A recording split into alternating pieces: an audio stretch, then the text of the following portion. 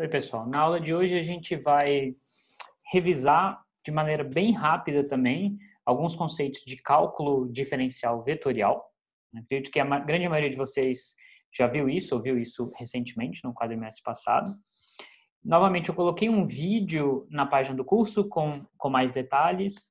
O livro-texto também trata esses assuntos com mais detalhes do que eu vou abordar aqui. Então, caso vocês tenham dúvidas ou sintam que precisam revisar com mais cuidado, sugiro fortemente que vocês olhem o livro-texto, olhem os exemplos, resolvam alguns dos problemas lá para praticar.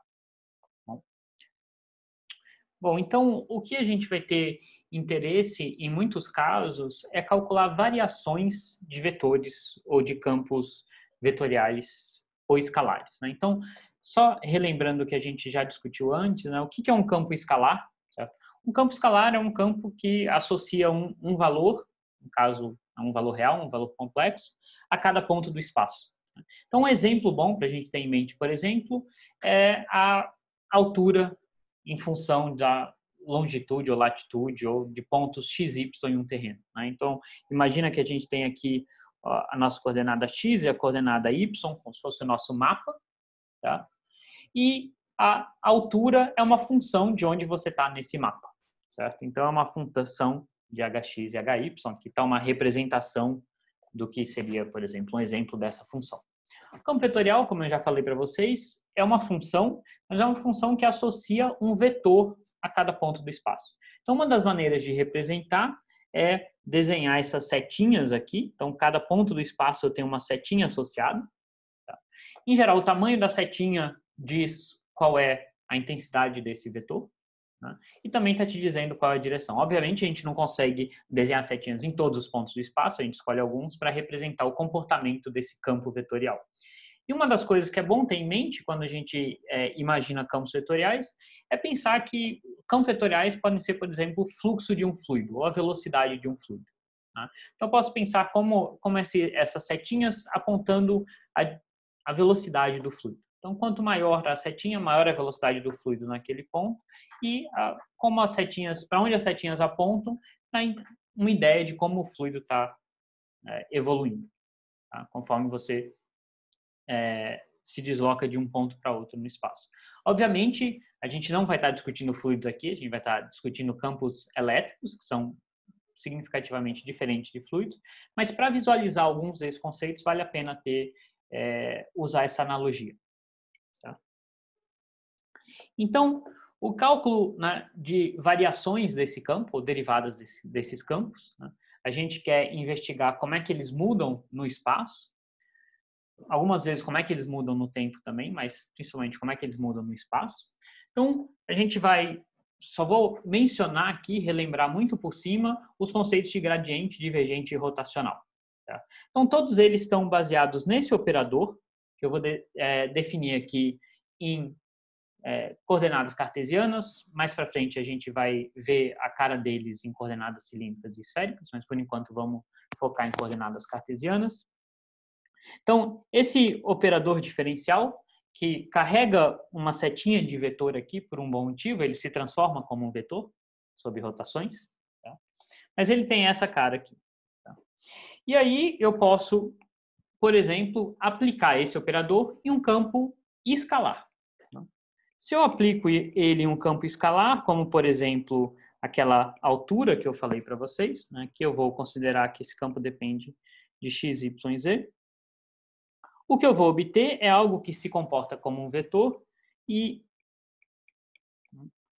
então ele vai ter 3 componentes. Cada uma das componentes carrega informação sobre a variação da função, né, nas direções x, y e z. Tá? Então isso daqui se comporta exatamente como um vetor, por isso ele carrega essa setinha aqui. Tá? Então, qual que é a utilidade dessa operação gradiente? Né? Só para a gente relembrar brevemente. Se eu quiser calcular quanto a minha função variou de um ponto a outro no espaço, agora eu estou pensando que eu estou em 3 dimensões, certo? Então eu posso andar em diferentes direções. Se eu quiser saber quanto a minha função variou, o que eu preciso fazer, né, é calcular esse produto escalar do gradiente com o deslocamento. Então, imagina que eu tenho a minha função calculada nesse ponto, função calculada nesse ponto, eu quero calcular quanto ela variou daqui para cá, né, quando eu ando nessa direção desse deslocamento ΔL. Se esse deslocamento é infinitesimal, eu posso calcular essa pequena variação simplesmente por esse produto escalar. Então, isso vai me dar aproximadamente a diferença da função nesses dois pontos. Tá? Obviamente, no limite infinitesimal. Se eu quiser calcular a variação da minha função, eu tenho que integrar isso aqui, né, ao longo do caminho que eu escolhi. Certo? E aí a gente lembra, tem mais algumas informações importantes que a gente tem que relembrar sobre o gradiente. Certo?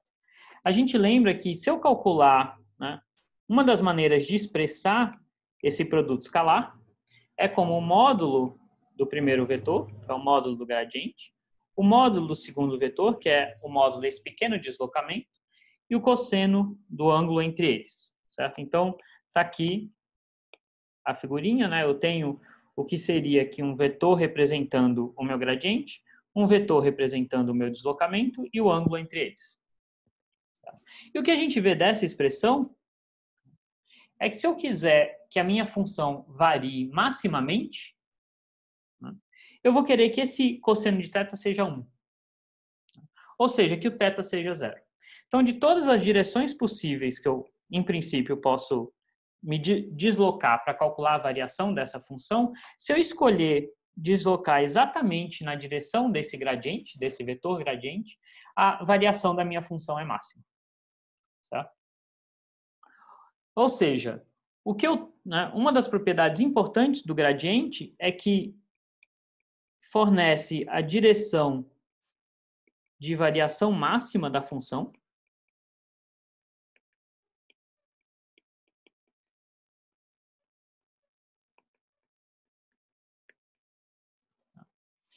E o módulo desse gradiente me diz o quanto essa função varia por unidade de comprimento, nessa direção máxima. Certo? Então, essa é uma das propriedades importantes do gradiente. Então, só para a gente visualizar isso daqui, né, esse é um exemplo super simples, mas só para a gente ter uma ideia. Tá? Imagina que eu tenho aqui exatamente que a minha função agora é a altura de um relevo, em função de x e y. Então, eu tenho aqui o meu relevo, tá? Em função dos meus eixos aqui, x e y. Eu queria saber qual que é o significado do gradiente, ou da direção do gradiente, o significado físico disso, nesse exemplo. Né? Então, se eu considerar um certo ponto aqui do espaço, tá? A gente viu que o que é a minha função? Nesse caso, é a altura. Então, o gradiente da minha altura está me dizendo como essa altura varia de ponto a ponto no espaço. E a direção do gradiente me diz onde a minha altura varia mais rapidamente. Tá? Então, se eu escolho um certo ponto aqui, vamos supor que eu escolha, não sei, esse ponto aqui, nessa curva azul, tá? O meu gradiente ele vai estar apontando na direção de maior inclinação, que é onde a minha altura vai estar variando mais rapidamente. Tá? Então, é por isso também que ele carrega esse nome, né, gradiente, porque ele me diz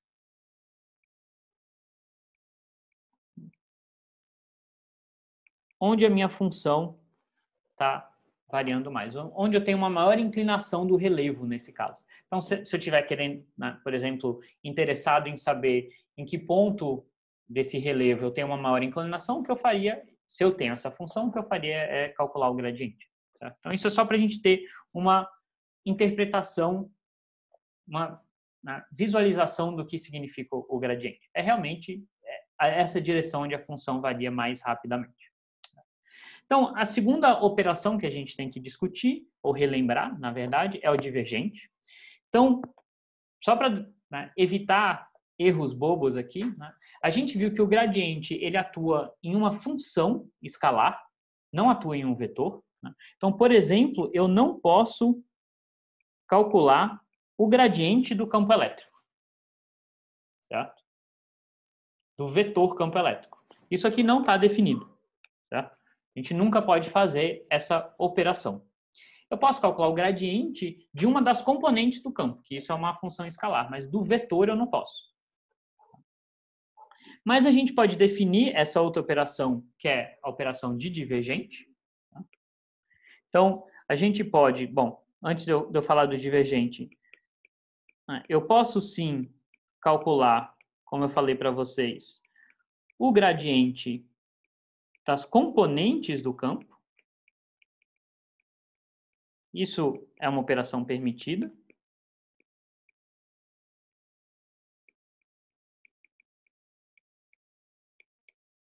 Então, se eu escolher uma componente específica, por exemplo, a componente x do meu vetor,